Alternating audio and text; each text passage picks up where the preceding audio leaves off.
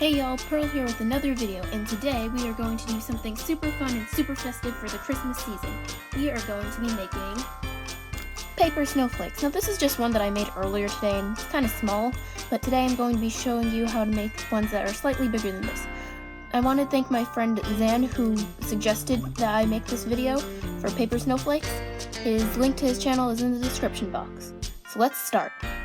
So what you're going to want to do first is take a piece of white paper and fold it in half, and as you can see here, I just kind of drew the outline of what I want my snowflake to look like so that when I start cutting it, I can follow the lines. You can do whatever design you want. I also have this one that I made too. This one's a little more round and this one's a little more pointy. And now we can start cutting after we're done folding our paper.